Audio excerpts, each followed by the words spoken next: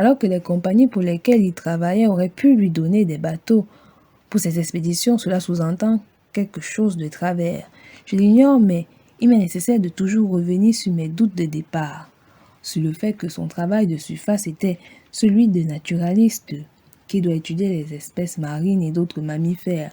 Mais le véritable fond était d'étudier les populations mélanodermes et natives des Amériques, également de l'Océanie, notamment dans le but de prouver l'infériorité des peuples mélanodermiques face à celui du blanc type caucasien, en prouvant que l'homme noir vient du singe et ensuite a évolué en cet homme sapiens sapiens qu'est le locoderme. Il y a un phénomène semblable behind the scene. Fitzroy était un capitaine négrophobe, sans pareil.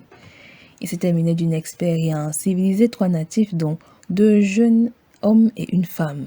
Un mourut de malaria avant d'arriver en Angleterre. Pour lui, Fitzroy, grand penseur de christianisation, a pensé que ce jeune natif est parti en enfer, car il n'a pas été christianisé. Il n'a pas été christianisé, donc baptisé. Évidemment, c'est une pensée super, ultra obscurantisante.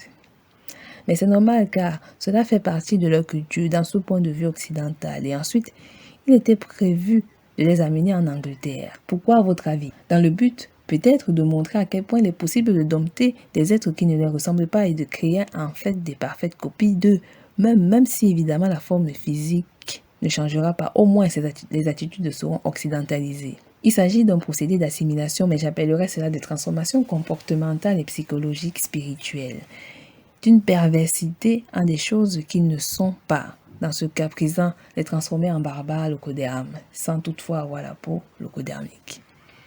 Ce que vous devriez savoir, c'est que les locodermes s'amusaient par moments à faire ce genre de choses à cette époque. Essayer de transformer des gens qui diffèrent d'eux, parce qu'ils les trouvent trop différents, pour ne pas dire laids ou moches. Évidemment, ça s'assimile très souvent à un point de vue esthétique et profondément culturel. L'état naturel de ces personnes ne les intéresse pas, et est bien au contraire une gêne pour eux. Beaucoup faisaient semblant à cette époque que cela ne soit pas, mais à long terme, cela devenait et devient gênant. C'est pourquoi je dois toujours voulu rappeler, pour la locodamie, il ne s'agit pas de se lier à la nature, mais de la dominer, de faire en sorte qu'elle puisse lui obéir. Et si elle refuse, il la modifiera tout simplement.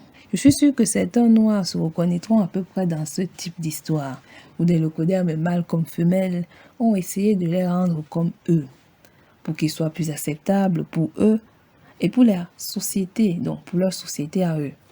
Et cela a donné plus tard ce phénomène que l'on appelle vulgairement buntisme, bamboula, bamboulette. Dans la mesure où ils n'y arriveront pas si facilement à le faire, ils seront obligés de passer par la violence.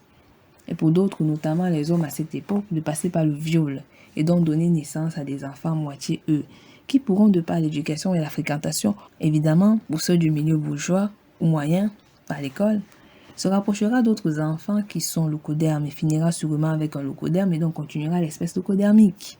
C'était assez logique, c'était une opération très logique. Comme vous avez compris, l'idée reste la même s'il ne s'agit plus réellement de métisser par la force. Si l'on prend le cas de l'acte sexuel dans les couples mélanodermes et locodermes pour comprendre cette vision de domination, on peut prendre le cas de l'homme locoderme lors de l'acte avec la mélanoderme, ressent et retrouve à ce moment précis le pouvoir de domination, puisque c'est lui qui mène la danse. Donc, dans ce cas de figure, c'est lui qui domine. Chez l'homme mélanoderme, avec la locoderme femelle. Dans le cas de figure, la femme locoderme est comme son mâle locoderme, c'est-à-dire ils agissent pareillement, à la seule différence qu'elle est une femelle.